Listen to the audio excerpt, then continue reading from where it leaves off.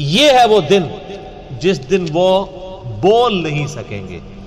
وَلَا يُؤْذَنُ لَهُمْ فَيَعْتَذِرُونَ، نہ انہیں یہ اجازت ہوگی کہ وہ کچھ جھوٹے بہانے، کچھ عذر پیش کر سکیں. یہ چرب زبانیاں، لمبی زبان، یہ دنیا میں ہی ہے. آخرت میں کسی کی زبان نہیں چلے گی. جتنا مرضی کوئی لمبی زبان والا ہے، اللہ کے سامنے کس کی زبان چل سکتی ہے؟ یہ دنیا میں لمبی زبانیں کیوں چلتی ہیں کہ ہم جو فیکٹس اینڈ فگرز ہیں ان کو چھپانے کے لیے آرگومنٹس کرتے ہیں.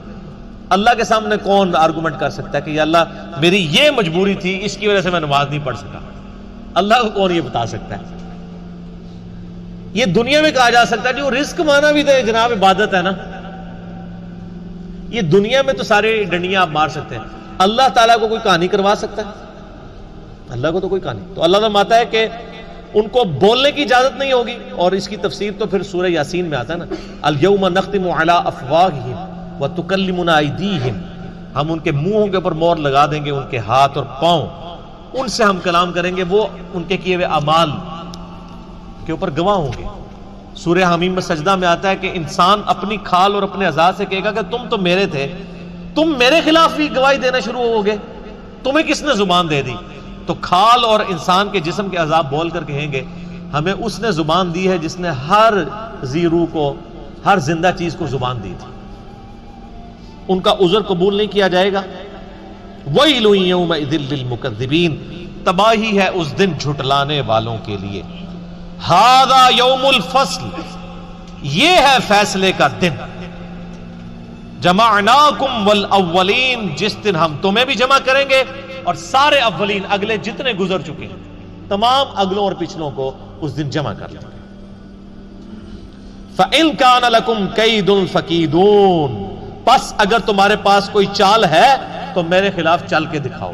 ہائے ہائے ہائے یار، اللہ بڑا ڈاڈا ہے. یہ طنز کرنا اور اتنے سخت انداز میں گفتگو کرنا اسی لیے ہے کہ انسان اپنے آپ کو درست کر لے. اللہ تعالیٰ پھر قیامت میں فرمائے گا لو جمع ہو گیا، کر لو، آپ کوئی چال ہے تو چل کے بتاؤ. اور یہ اللہ کا کتنا کرم ہے کہ یہ جو اس وقت اللہ تعالیٰ کی طرف سے ٹونٹ اور تانا ملنا ہے انسان کو، وہ دنیا میں سنایا جا رہا ہے اور ویڈیو چلائی جا رہی ہے تاکہ اس دن کے آنے سے پہلے پہلے اس ٹونٹ سے، اس تانے سے تم بچ جاؤ. یہ اللہ کی کرم نوازی ہے. سورۃ المؤمن میں ایک بڑی زبردست آیت ہے، اسی کانٹیکسٹ میں اکثر کوٹ کرتا ہوں، میرا یوٹیوب پہ ایک کلپ بھی ہے، کیا اللہ کو بھی تکلیف ہوتی ہے؟ سورۃ المؤمن کے شروع کی آیات میں سے اللہ تعالیٰ فرماتا ہے کہ ہم مجرمین کو جب قیامت والے دن عذاب دیں گے نا، پھر ان سے پوچھیں گے کہ آج تمہیں تکلیف ہو رہی ہے نا، آج اپنی جان سے تم بیزار ہو نا اس تکلیف کی وجہ سے؟ وہ کہیں گے ہاں. تو اللہ تعالیٰ فرمائے گا اس سے زیادہ ہمیں تکلیف ہوتی تھی جب دنیا میں تمہیں ہماری طرف بلایا جاتا تھا اور تم روگردانی کرتے تھے. یہ اللہ تعالیٰ کا انداز بتا رہے ہیں. یعنی جس طرح ہم اپنی بھی لینگویج میں ایک بات کرتے ہیں نا، ہوں پتہ لگا ابو بچو جی، یہ کہتے ہیں نا، اب پتہ چلا بچو جی، یہ چھوٹے بچے کہتے ہیں. تو اللہ تعالیٰ اب پتہ چلا جب دنیا میں تمہیں ہماری طرف بلایا جاتا تھا تم روگردانی کرتا تھا. تو ہمیں اس سے زیادہ تکلیف ہوتی تھی جو آج تمہیں اپنی جان سے ہوتی. تو اس میں میرا یوٹیوب پہ کلپ ہے کہ اللہ کو بھی تکلیف ہوتی ہے. یہ بلکہ پورا لیکچر سننے والا ہے، مسئلہ نمبر 196، فکر آخرت پہ اس سے بہتر لیکچر میرا کوئی نہیں ہے. کاش میں دنیا میں واپس جا سکتا، یہ اس کا ٹائٹل ہے، جس میں نے سورہ سجدہ کی 11 آیات اور قرآن ریفرنس کے طور پہ کئی آیات کور کی. اللہ تعالیٰ فرمائے گا ہاں بھائی کوئی چال ہے تو چل لو. وَيْلٌ يَوْمَئِذٍ لِّلْمُكَذِّبِينَ، تباہی ہو اس روز جھٹلانے والوں کے لیے. یہ 40 آیات میں اللہ تعالیٰ نے ذکر کیا ہے ان لوگوں کا جو اللہ کے نافرمان ہیں. اب قرآن پاک کا چونکہ ایک امتزاج ہے کہ وہ پھر پازیٹیو گفتگو اہل ایمان کے حوالے سے بھی کرتا ہے، سائملٹینیس کنٹراسٹ. لیکن آپ کو حیرانگی ہوگی کہ یہ اب جو اہل ایمان کے حوالے سے ذکر آئے گا کہ ان کو جنتیں ملیں گی، اس میں پھر یہ آیت ریپیٹ ہوگی وَيْلٌ يَوْمَئِذٍ لِّلْمُكَذِّبِينَ. یعنی جنت کے ذکر میں بھی اللہ نے دوزخ کے ذکر کو داخل کیا ہے کہ دوزخ سے غافل نہیں ہونا. ان المتقین فی ظلال وعیون، بے شک اللہ سے ڈر جانے والے لوگ سایوں اور چشموں میں ہوں گے اس دن. وَفَوَاكِهَ مِمَّا يَشْتَهُونَ اور ان پھلوں میں ہوں گے جن کو وہ پسند کر رہے ہوں گے. کُلُوا وَاشْرَبُوا اللہ تعالیٰ فرمائے گا مزے سے کھاؤ اور پیو. ہنیئا بما کنتم تعملون ان اعمال کے صلے میں یہاں پہ خوب رچو اور بسو جو تم دنیا میں کیا کرتے تھے. اعمال کے بدلے میں سر، صرف نسبت کے بدلے میں نہیں، صرف کلمہ پڑھنے کے بدلے میں نہیں، اعمال کے بدلے. اِنَّا كَذَلِكَ نَجْزِي الْمُحْسِنِينَ بے شک ہم اسی طرح کا بدلہ دیا کرتے ہیں نیکوکاروں کو. لیکن وَيْلٌ يَوْمَئِذٍ لِّلْمُكَذِّبِينَ جنت کے اندر بھی ذکر آ گیا. یہاں تو کوئی بوڑھا بھی ہوا ہے نا، اسے کہنا یار وہ خوف خدا کر لو، وہ کہنا جی ہن تسی ہن زندہ سانو جا کے دباؤ. 70 سال کا بھی ہوگا، 80 سال کا بھی ہوگا نا، تو وہ ابھی جینے کی خواہش رکھ رہا ہوگا، تو کہہ رہا ہوگا کہ اچھا جی پھر منودابی آؤ جا کے کوئی جنتی بھی گل کرو، صرف دوزخ دی گل. اللہ تعالیٰ نے یہ قرآن پاک میں اسلوب بتایا کہ یہاں پہ اب آپ یہ دیکھیں یہ آیت 2 دفعہ ریپیٹ ہوگی جنتیوں کے ذکر میں بھی، اس لیے کہ تاکہ انسان کا قبلہ درست رہے. صرف جنت کی باتیں کرنے سے قبلہ درست نہیں ہو رہتا جب تک کہ جہنم کا ذکر نہ کیا جائے. کُلُوا وَتَمَتَّعُوا قَلِيلًا إِنَّكُمْ مُجْرِمُونَ اب فوراً روئے سخن پھر واپس آ گیا مجرمین کی طرف. ہلکا سی جنت کی سیر کرا کے واپس. کھاؤ اور پیو، دنیا میں عیش کر لو تھوڑا سا وقت. انکم مجرمون بے شک پھر ہے تو تم مجرم ہی ہو نا. کتنی عیاشی کر لو گے؟ 50 سال 60 سال 70 سال 100 سال 130 35 سال کتنے سال کا جی لو گے؟ 100 سال سے اوپر تو بہت کم لوگ جاتے ہیں. جاپان میں اس وقت یعنی دنیا میں سب سے زیادہ لوگ ہیں جو 100 کو کراس کیے ہیں، 5,500 لوگ ہیں. اور ان میں بھی جو سب سے زیادہ عمر رسیدہ خاتون ہے وہ بھی 125 سے اوپر نہیں گئی ہیں. کتنا کوئی جی لے گا سر؟ دنیا میں کوئی 150 سال بھی جی لے، صرف قیامت کا دن جو ہے نا وہ 50,000 سال کا دن.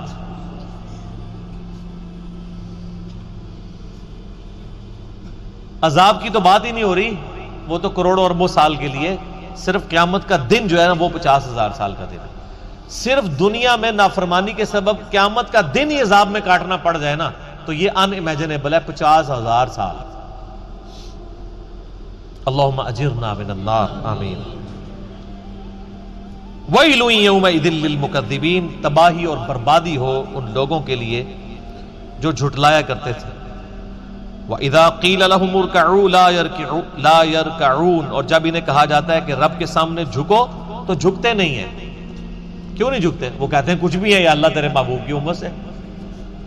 نمازیں پڑھنے کی کون سی ضرورت ہے؟ ابھی بھی یوٹیوب کے اوپر کتنے باعثین ہیں بڑے تگڑے قسم کے جو کلیئر کٹ آ کے یہ بیان دیتے ہیں کہ جی بس جو بندے نے کلمہ پڑھ لیا ہے، نبی علیہ السلام سے محبت رکھتا ہے، اب اسے کوئی ضرورت نہیں نماز روزہ کرنے کی، وہ جنتی ہو چکا.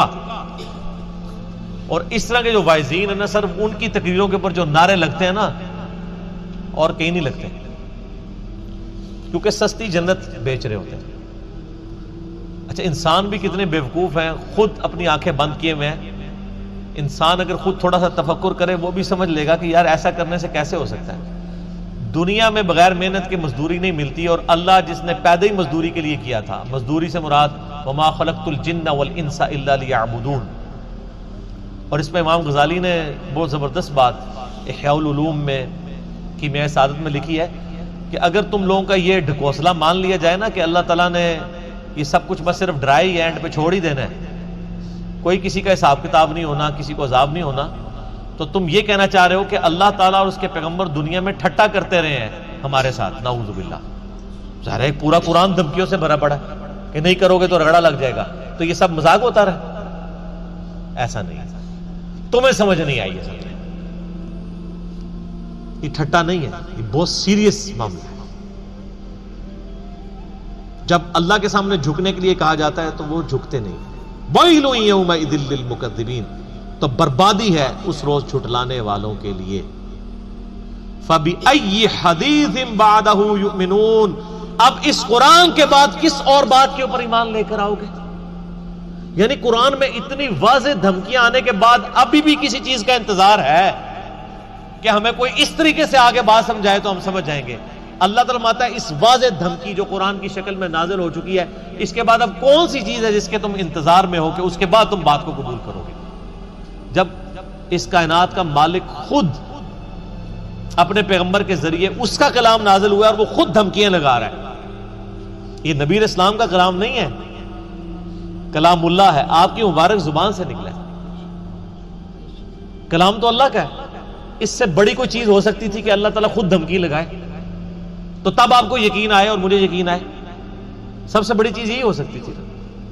تو اللہ تعالیٰ فَبِأَيِّ حَدِيثٍ بَعْدَهُ يُؤْمِنُونَ، کس بات پر اس کتاب کے بعد ایمان لاؤ گے تم لوگ؟ اللہ کا قرآن نازل ہونا، اس کی کتاب کا نازل ہونا، اور پھر صرف کتاب نہیں، اس کتاب کی پریکٹیکل اپلیکیشن۔ لَقَدْ كَانَ لَكُمْ فِي رَسُولِ اللَّهِ أُسْوَةٌ حَسَنَةٌ، قرآن مجسم، قرآن کا اگر کوئی ایک جسم بنایا جاتا، ایک پریکٹیکل، تو نبی علیہ السلام کی مبارک ذات ہے وہ، جو صحیح مسلم میں حدیث ہے۔ سیدہ عائشہ سے کسی نے پوچھا کہ نبی علیہ السلام کے اخلاقیات کیسے تھے، آپ علیہ السلام کے معاملات کیسے تھے؟ تو انہوں نے کہا قرآن نہیں پڑھتے، قرآن ہی نبی علیہ السلام کے اخلاق۔ یعنی قرآن کا مطلوب انسان اگر کوئی روئے ارض پہ ہے پریکٹیکل فارم میں، تو اللہ کے محبوب صلی اللہ علیہ وآلہ وسلم کی مبارک ذات ہے۔ پریکٹیکلی انہوں نے کر کے بھی دکھا دیا، سلیبس کی فارم میں کتاب دے بھی دی اور قیامت تک کے لیے چھوڑ بھی دی۔ حجۃ الوداع کے موقع پہ بھی فرمایا قرآن چھوڑ کے جا رہا ہوں اور میری سنت۔ غدیر خم پہ بھی فرما دیا کہ قرآن کو پکڑ لینا، ہدایت پہ رہو گے، چھوڑ دو گے گمراہ ہو جاؤ گے، اور میرے اہل بیت کے ساتھ اس نے سلوک کرنا۔ قرآن ہی کر کے گئے نبی علیہ السلام۔ اسی لیے میرے بھائیوں، جو میرا پہلا مسئلہ ہے نا، مسئلہ نمبر 1، وہ ہے ہی ہے امام الانبیاء کی دعوت قرآن، اور میرا ریسرچ پیپر نمبر 4 ہے اسی کے اوپر۔ اس پہ ہم نے ٹائٹل آیت لگائی ہے سورۃ الانعام کی آیت نمبر 19، وَأُوحِيَ إِلَيَّ هَذَا الْقُرْآنُ لِأُنذِرَكُم بِهِ وَمَن بَلَغَ۔ اے نبی علیہ السلام فرما دیجئے یہ قرآن مجھے اس لیے وحی کیا گیا تاکہ اس قرآن کے ذریعے میں تمہیں ڈر سناؤں، اور جس تک یہ کتاب پہنچ جائے وہ اس کتاب کے ذریعے ڈر سنائے۔ فَذَكِّرْ بِالْقُرْآنِ مَن يَخَافُ وَعِيدٍ، قرآن کے ذریعے اے نبی علیہ السلام نصیحت کیجئے اس کو جو خدا کی دھمکی سے ڈر جائے۔ تو نبی علیہ السلام کی دعوت کا تانا بانا ہی قرآن تھا۔ صحیح مسلم میں اوپر تلے 4 حدیث ہیں کتاب الجمعہ چیپٹر کے اندر کہ نبی علیہ السلام قرآن حکیم ہی پڑھ کے تقریر کیا کرتے تھے، اور اکثر سورہ قاف ہوتی تھی، سورہ نمبر 50 پارہ نمبر 26 کے اندر۔ تو قرآن کے ذریعے آپ علیہ السلام تذکیر کیا کرتے تھے، اسی کے ذریعے نصیحت کیا کرتے تھے۔ اسی لیے آپ کو اثر بھی نظر آتا تھا، قصے کہانیاں نہیں تھیں بلکہ اللہ کا سچا کلام تھا۔ الحمدللہ ہمارا پارہ نمبر 29 آج مکمل ہوا ہے، انشاءاللہ اگلی دفعہ پارہ نمبر 30 سے آغاز کریں گے۔ اللہ تعالیٰ سے دعا ہے جو حق بات میں نے کہی اللہ تعالیٰ ہمارے دلوں میں راسخ فرمائے، اور اگر جذبات میں میرے منہ سے کوئی غلط بات نکل گئی تو اللہ تعالیٰ ہمارے دلوں سے معاف کر دے۔ اللہم صلی علی محمد وعلی آل محمد کما صلیت علی ابراہیم وعلی آل ابراہیم انک حمید مجید۔ اللہم بارک علی محمد وعلی آل محمد کما بارکت علی ابراہیم وعلی آل ابراہیم انک حمید مجید۔ اللہ تعالیٰ سے دعا ہے کہ ہمیں کتاب و سنت کی تعلیمات پر خود عمل کر کے دوسرے بھائیوں تک پہنچانے کی توفیق عطا فرمائے۔ سبحانک اللہم وبحمدک اشہد ان لا الہ الا انت استغفرک واتوب الیک وما علینا الا البلاغ المبین۔ جزاکم اللہ خیر۔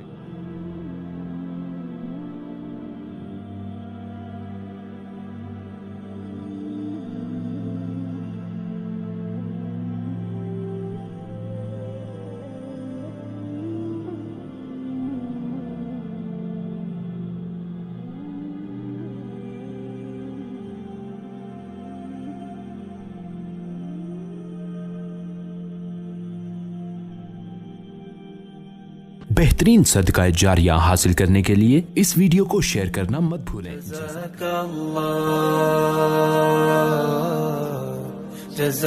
اللہ، جزاک اللہ، جزاک اللہ۔